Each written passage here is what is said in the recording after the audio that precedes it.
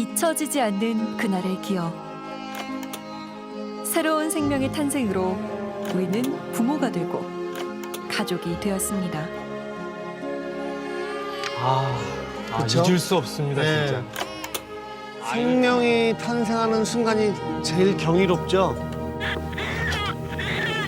사랑으로 맺어진 두 사람에게 찾아온 최고의 선물. 와. 지금 애기가 이게 몇 번째 애기입니까? 첫 번째 얘기예요. 아들입니까? 딸입니까? 딸이에요. 따님이 앞으로 뭐가 됐으면 좋겠습니까?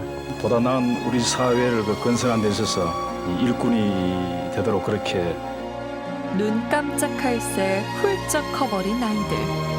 그렇게 30년이 흘렀고 우린 가장 평범한 가족의 모습으로 완성돼 가고 있었습니다.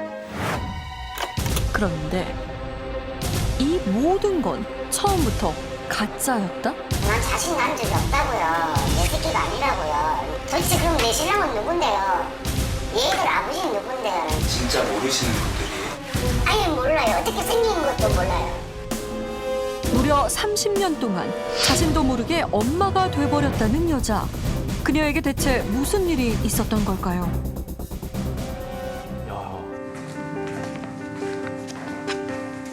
이토록 간단한 질문에 대답하기 어려울 거라 그 누가 상상이나 했을까요? 어머니가 혹시 맞으신가요? 그것 때문에 오셨어요? 예. 근데 왜 그래? 진짜 굉장히 편하시네.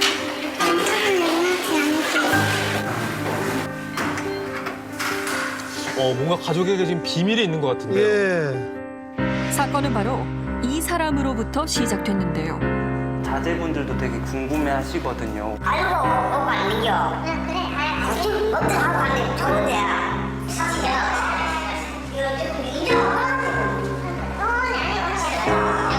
근데 왜 이렇게 화가 나 있으신 거죠? 그저 오래전 일일 뿐이라며 문제를 외면해버린 한 가정의 아버지. 하지만 다른 한편은 이제라도 반드시 이 문제를 해결해야만 한다는 한 여자가 있습니다. 불과 한 달 전 아주 우연한 기회로 자신이 기막힌 사건의 피해자라는 걸 알게 됐다는 올해 52 순정 씨. 아, 나라에서 돈 주는 거 있잖아요. 그거 때문에 갔다 동사무소에 신청하러 갔어요. 가족관계 정령서를 뜯는데 밑에 자녀라고 두 분이 나와 있더라고요. 긴급재난지원금을 받기 위해 처음 확인해본 가족관계 증명서. 거기에 본인도 모르는 자녀가 2명이나 있었다는 건데요. 모르는 자녀가 둘이나 있었다고요? 누가 누구지? 이러면서 계속 쳐다봤죠. 이분은 누군데요? 그래서 그쪽 자녀분이잖아요. 이러더라고요. 동사무소에서. 그래갖고 내가 어이가 없어가 자녀분이라고요? 나는 자식이 없는데요. 하면서 이러니까 그 사람도 이상한 놈으로 나를 쳐다봤어요. 한동안 못 움직여서 한 10분 동안 그 앉아있었어요. 그냥 아무 생각 없이. 못 움직이죠. 뒤에 사람들은 비켜달라는데도 나는 생각 없이 그냥 가만 앉아있었어요. 이게 누구냐고 도대체. 약간 무섭네요. 나는 이 사람이 모르는데 이거 황당하다 해야 되나? 30대 다 큰 자식들이 갑자기 나타났어요. 정말 당황스러웠어요. 그러니까요. 아니, 정말로 전혀 모르는 사람들이에요? 네, 전혀요. 처음 보는 이름들이었대요. 서류상 첫 아이가 태어난 건 지금으로부터 32년 전인 1988년. 20살 청춘이었던 순정 씨. 하지만 그 시절 그녀의 삶은 여유를 누리며 살기엔 고단하고 치열했다고 합니다. 87년도에 형부가 돌아가시고 언니 조카들 우리 같이 살았어요. 이렇게 언니 혼자 벌어서 이 조카들 3명을 다 먹여 살려야 될 입장이니까 언니가 이제 뛰다니고 벌고 저는 언니가 집에서 뭐 애들 좀 봐달라 하고. 그러니까 조카들 키우느라 본인 아이는 뭐 꿈도 못 꿨겠어요. 그러네요. 아이고, 20살 때 그 조카 셋을 키운다라는 게 참. 엄마인 줄 알았죠? 솔직히 제 어렸을 적에 너무 엄마라고 생각했죠.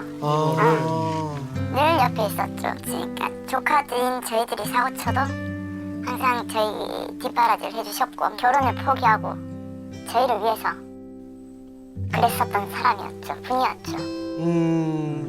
다른 가족들 돌보기 바빴던 순정 씨의 지난날.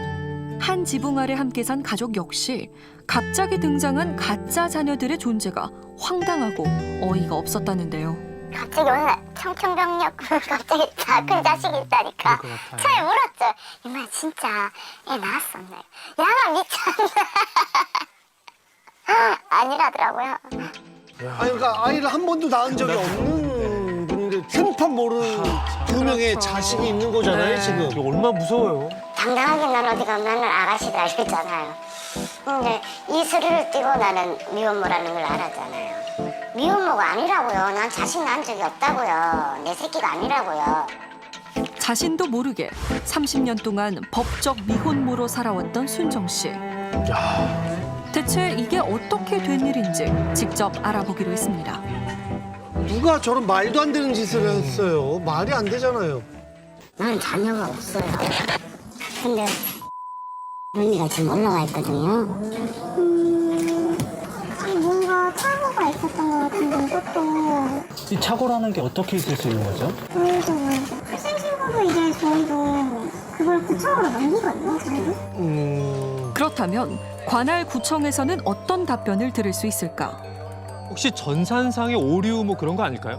법이 동석하지도 않았고 신분증을 빌려준 적도 없고 전혀 그런 적이 없고 그때 그 당시도 이제 아빠가 아기가 이렇게 할때 엄마의 본 이름하고 뭐 등록 기준지랑 신분증을 그리고 손으로 내가 해줬던 게 있었던 거 그 버리고 뭐 왔다 갔다 했잖아요. 누군가 순정 씨의 개인 정보를 도용해 출생 신고를 했을 가능성이 높다는 겁니다. 아니 누가 저런 말도 안 되는 짓을 했어요. 말이 안 되잖아요. 순정 씨 행사한 사람 따로 있다 이런 네. 거 아닐까요? 야, 30년 동안 서류상 순정 씨의 자녀로 살았던 두 사람. 그들은 이 일의 내막을 알고 있지 않을까. 궁금해요, 이 사람들은 어떻게 생각할지. MBC 실화탐사대 정명국이라고 하는데 어머니가 혹시 맞으신가요? 그거 때문에 오셨어요? 근데 왜 그거 때문에 오셨어요? 뭐 20년 거의 30년이 다 되는 거를 저희가 지금 알아보기도 좀 힘들고 또 전혀 모르는 상황이다 보니까 진짜 굉장히 부담스럽거든요. 남자를 원하지 않을게요.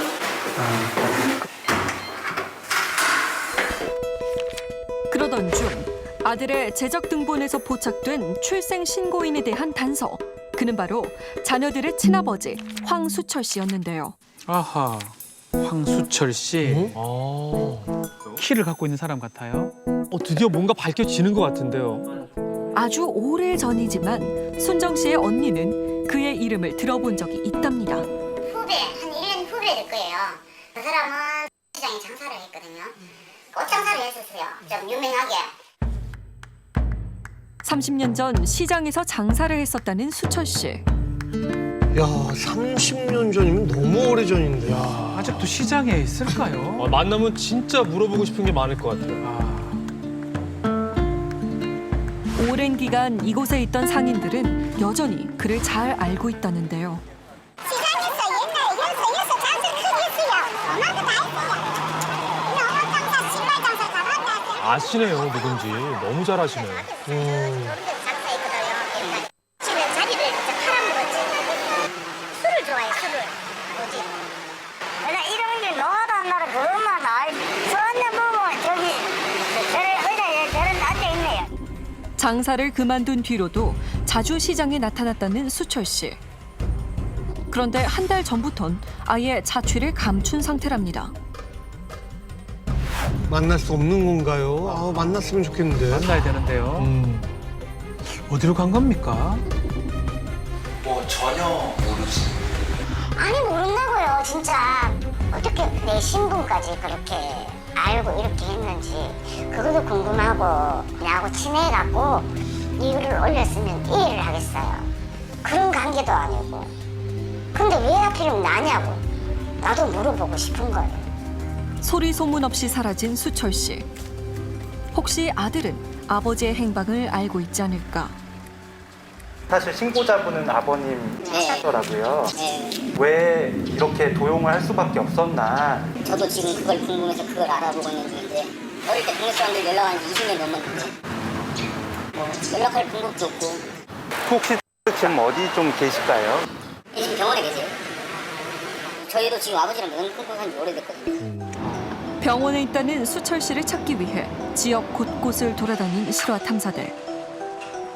수소문 끝에 현재 그가 알코올 중독 치료를 받고 있다는 한 병원을 찾을 수 있었는데요. 드디어 가족의 비밀이 밝혀지나요? 혹시 관련해가지고 혹시 관련해가지고 여쭤보려고 왔어요. 아, 지금 저 아빠가 이 문제를 해결할 수 있는 키를 쥐고 계실 것 같은데요. 출생 신고를 선생님께서 직접 하셨더라고요. 나는 그런 행적도 없이 어? 혹시 그 주민등록번호나 이런 걸 어떻게 누가 알았을까요? 그러면? 나는 그런 건 아무도 모르고요. 아, 나 아무도 몰라요. 현재 지금 씨가 법적으로 미혼모가 되어 계시거든요. 예. 30년 동안 미혼모. 그러니까 그집 식구들은 이상한가. 진짜 30년 넘는 세월을 갖다 잊어가지고 머지하게 그러는 거예요. 자제분이시잖아요. 야, 자식분들이시잖아요. 아이고, 뭐가 안 믿겨. 그래, 지금 어떻게 하고 가는데 좋은데야. 30초에 40년 살다가 잊어가면 안 돼요. 뭐 하는 겨? 어? 뭐 하는 겨? 어떠세요? 진정하시고 우와, 이거 40년 사시냐? 이거 조금 잊어가면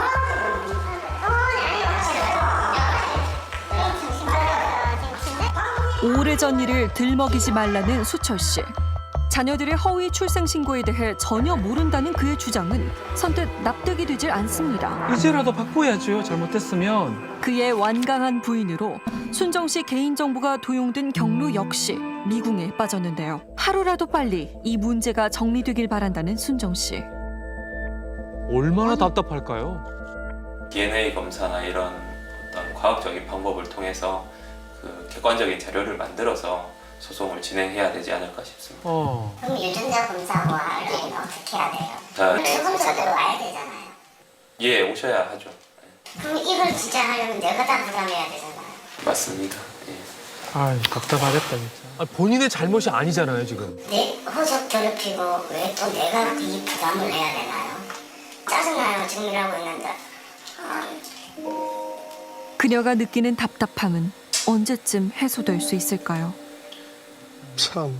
아, 이게 쉽지가 않네요. 쉽지가 않아요.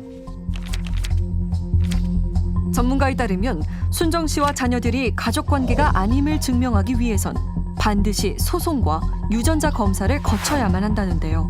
그러니까 자녀분들이 유전자 검사를 좀 빨리 응해 주셨으면 좋겠어요. 아, 근데 저런 건 좀 당연히 도와줘야 되는 거 해줘야 아닌가 되는 싶은데.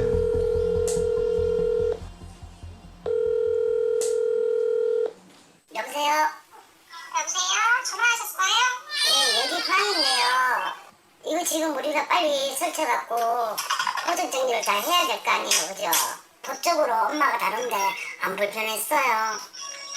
별로 생각 안 했던 것 같아요.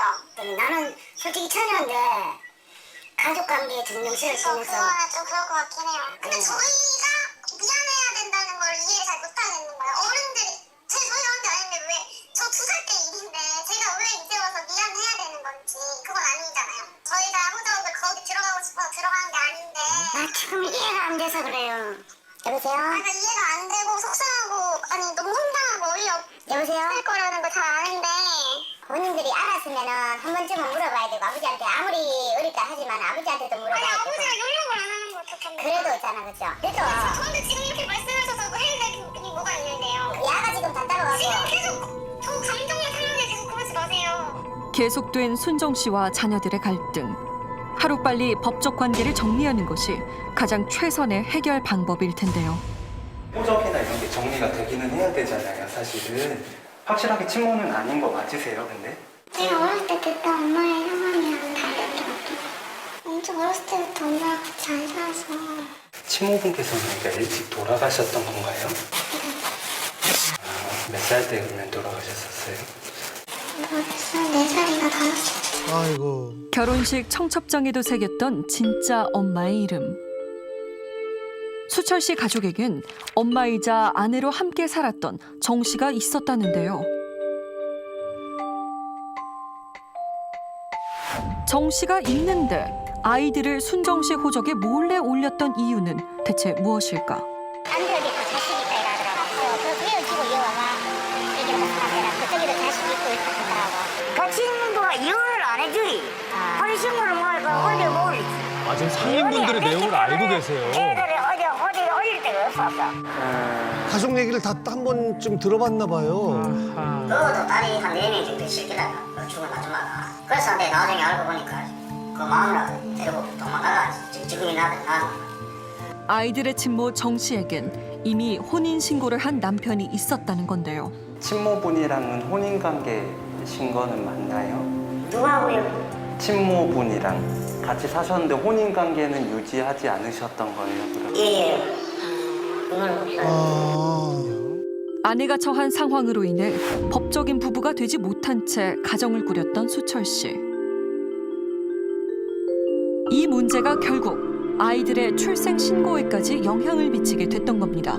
원칙적으로 혼인을 하지 않은 경우에 태어난 아이의 출생신고는 엄마, 모만 할 수 있게 되어 있습니다. 친부는 이제 여러 가지로 출생신고를 하기가 어려운 문제가 있거든요. 본인의 자식으로 등록할 수 없는 상황에서 이제 이런 결과를 초래한 것이 아닐까라고 추측이 됩니다. 아이들을 보호하기 위해 다른 사람의 개인정보를 무단 도용해야 했던 수철 씨 부부. 사실 이런 미혼부 자녀들의 출생신고 문제는 어제 오늘의 일이 아닙니다. 그동안 미혼부의 경우 아이의 한국 국적을 인정받기가 미혼부의 경우엔 조건이 까다로웠습니다. 미혼부는 자기의 출생신고를 하려면 4번의 소송을 거쳐야 합니다. 복잡한 소송 절차를 거쳐야만 가능했던 미혼부의 출생신고. 2015년 사랑이법이 만들어졌지만 여전히 조건은 까다롭기만 하다는데요. 결국 사회가 품어주지 못한 수철 씨 가족의 문제로 인해 애꿎은 순정 씨만 피해를 입고 있는 상황. 그러면 앞으로 소송은 그러면 어떻게 좀 진행을 하시겠어요? 네, 제가 지금 이 관련 그러니까 소송 그런 거를 다 받아놨어요, 제가. 지금 여기 관련 서류들 여기 이렇게 필요하고 이제 그 아줌마랑 날짜 맞춰가지고 유전자 검사만 해서 수당 이거 제출하면은 진행이 될 겁니다. 뭐. 그 소송 하시는 거 조금만 좀 도와주세요. 되게 힘들어 하시거든요. 일단 알겠습니다. 그 제가 전화를 해서 그거는 잘 해결을 할게요. 그래요. 문제를 해결하겠다 약속한 아들.